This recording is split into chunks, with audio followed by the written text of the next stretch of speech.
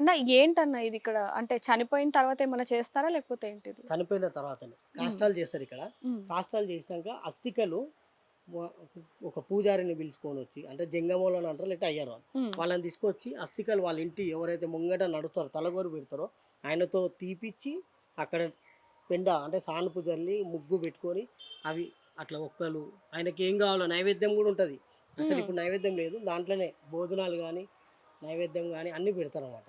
అంటే ఇది పెట్టడానికి గల కారణం ఏంటన్న? ఏమన్నా ఉందా? లేకపోతే మామూలుగానే పెట్టుకుంటూ ఉంటారా? మామూలుగా అందరూ చేస్తారమ్మా. ఇది పెట్టడానికే కారణం అనేది దీనికేముండదు. హ్మ్. పూజ చేస్తారు. ఆ స్థలంలో అక్కడ కాల్చారు కాబట్టి అక్కడ పూజ చేసుకుంటారు. అన్న ఇక్కడ చూసుకుంటే కాల్చినవి కూడా కనిపిస్తూ ఉన్నాయి. అదేంటన్న మామూలుగా? అది అది బొగ్గులమ్మ. మనం ఊదేస్తాం కదా ఇంట్లలో. అవునవును. అవును. అయితే వీళ్ళు అక్కడ చేసుకుర్రన్నమాట అంతే. అక్కడ హ్మ్. సాంబ్రాణేసి ఊదేస్తారు. ఎన్ని రోజులకు చేస్తారన్న ఇది? 3 డేస్, 5 డేస్. ఒక వ్యక్తి కొంచెం చనిపోయిన 3 రోజులకి లేదా 5 5 రోజులకి రోజులు చేస్తూ ఉంటారు. చేసుకుంటారు. అంటే వాళ్ళ ఆత్మ శాంతించడానికేనా? లేకపోతే ఆత్మ శాంతించడానికని. హ్మ్. అది ప్రతి ఒక్క ఇంట్లలో వారి ఆ పూజ అనేది ఉంటది. కొంత ప్రతి ఒక్కరింట్లో ఆ! ఉంటుంది. కోమటోళ్ళ దాంట్లో డిఫరెంటు, ఎస్సీ దాంట్లో డిఫరెంట్, గౌండ్ల దాంట్లో డిఫరెంట్ అంతా డిఫరెంటే. హ్మ్. అంటే మామూలుగా చేస్తారు గానీ, పూజ మాత్రం డిఫరెంట్‌గా చేస్తూ డిఫరెంట్‌గా. ఉంటూ ఉంటారు. ఎవరిదో పద్ధతి అస్సికలని పాలతోని అంటే నవరత్నాలు అంటారు. అవును. పాలు, పెరుగు, నెయ్యి, తేనె, కొబ్బరి నీళ్ళు, పంచామృతాలతో. పంచామృతంతోని కడుగుతారు అస్సికలని. హ్మ్.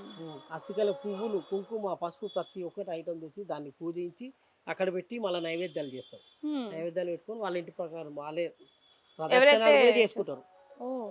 ప్రదక్షిణాలు కూడా చేస్తారు. ఈ స్థలానికి అంత ఉంటదన్నమాట. అంటే గుళ్ళో దేవుడిని ఏ విధంగా అయితే పూజిస్తామో, అలాగే ఒక మనిషి చనిపోయాక కూడా అదే విధంగా సేమ్ పూజిస్తామంటారు. అంతే అమ్మ. అంతే. చనిపోయినోళ్ళు కూడా దేవునితోతో సమానం. హ్మ్. అంతే. చనిపోయిన వాళ్ళు ఇదైతే నిజమే అన్న. నిజం. చనిపోయిన వాళ్ళు నిజంగానే దేవుళ్ళతో నిజం. సమానం అది.